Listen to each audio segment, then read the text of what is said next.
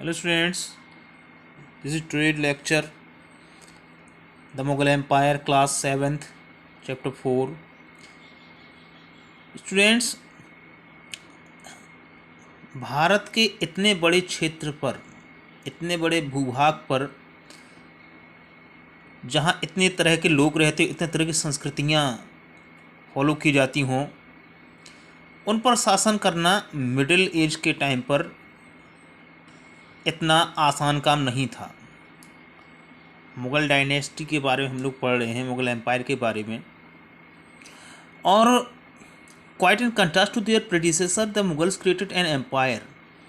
अगर हम तुलना करें तो इस समय मिडिल एज में कुछ मुग़ल बादशाह ऐसे थे जो उनके अपने पहले के पूर्वजों की अपेक्षा कम समय के लिए शासन कर पाए। 16वीं शताब्दी के बाद के 50 सालों में ये राज्य आगरा और दिल्ली तक नहीं, बल्कि 16वीं शताब्दी के बाद 17वीं शताब्दी में इसका भारतीय उपमहाद्वीप के एक बड़े भूभाग पर कब्जा हो गया था। और उन्होंने कुछ ऐसे प्रशासन और शासन की नींव डाली, ऐसी राजनीतिक विरासत छोड़ी जो कि उनके बाद आने वाले बादशाहों ने, जो कि इस महाद्वीप पर साम्राज्य पर शासन कर रहे थे, उनके लिए इग्नोर करना कठिन हो रहा था। आज के समय में भारत के प्रधानमंत्री जिस जगह से इंडिपेंडेंस डे को भाषण देते हैं, वो पहले मुग़लों का निवास हुआ करता था भारत में। स्टूडेंट्स, अब हम ये जानते मुग़ल थे कौन। द मुग़ल्स जो थे वो दो ऐसे महान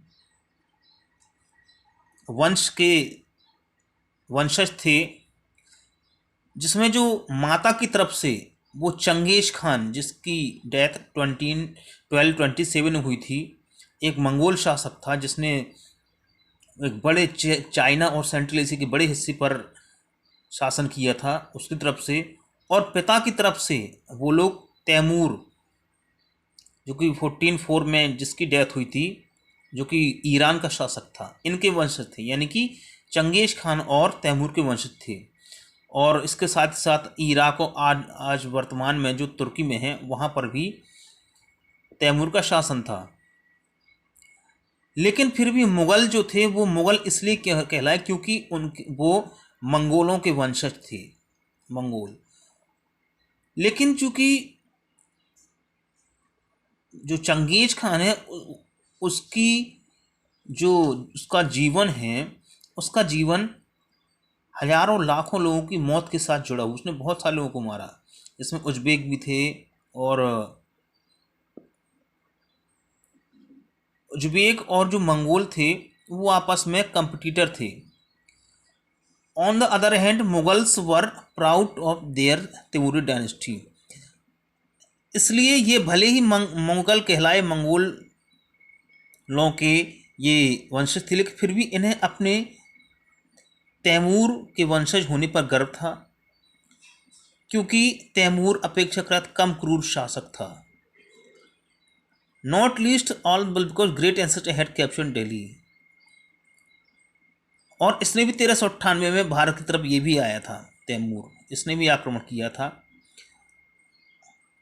और जब कभी मुग़ल अपनी वंशावली को सेलिब्रेट करना चाहते थे चित्रों के द्वारा, तो तैमूर के साथ ही अपनी फ़ोटो बनवाया करती थी। और आप देख सकते हैं फिगर 2 में एक ग्रुप फोटोग्राफ टाइप का दिया गया है।